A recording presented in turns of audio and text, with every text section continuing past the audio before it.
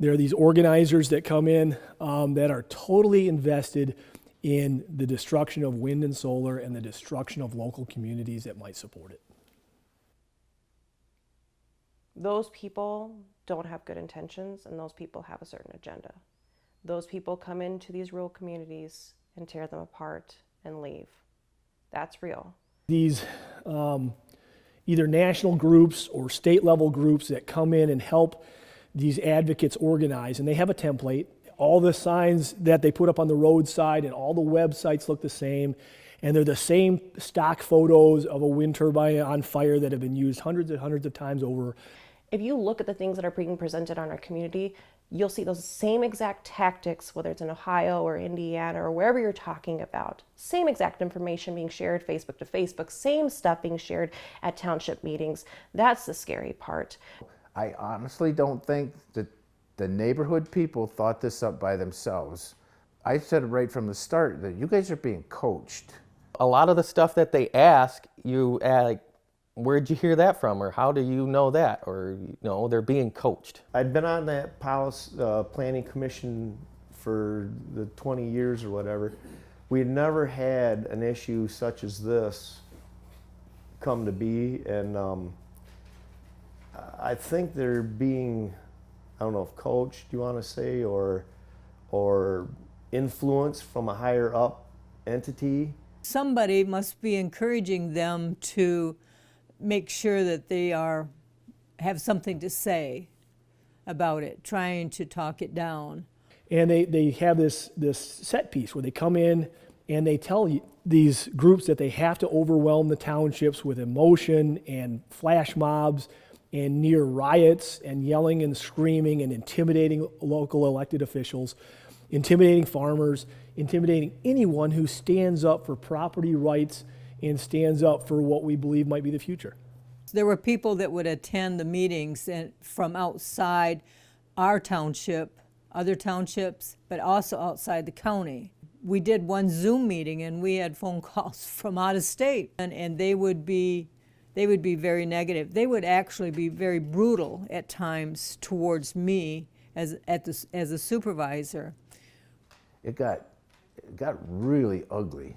And to be honest with you, I don't think these people are capable of being that way without being prodded by somebody.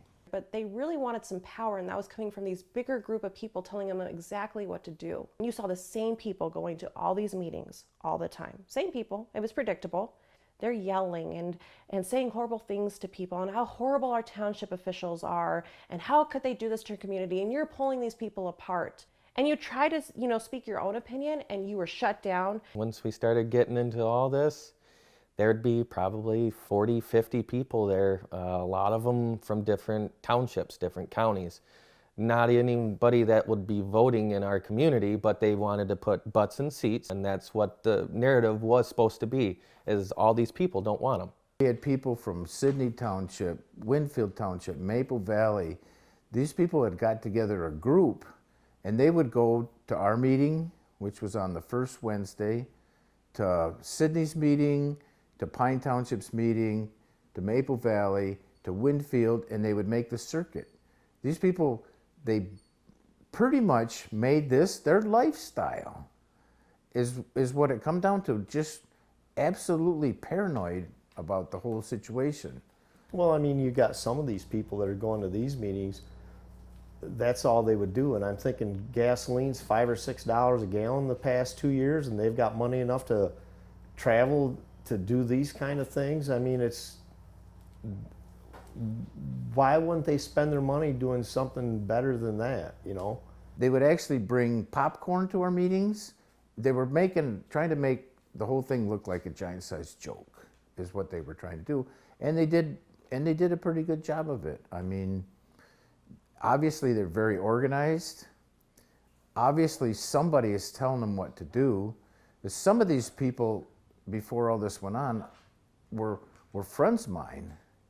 And honestly, they would have never thought of this stuff by themselves. Yeah, we had a gentleman from the Thumb area, Norm Stevenson.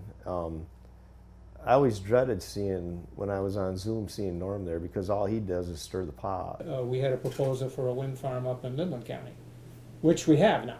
But I went to a meeting in one of the townships, and I'm a lifelong Midlander. I know my people pretty well. You know? And there was a room full of people. I don't know who these people And are. you didn't know any of them. Right, right. Yeah.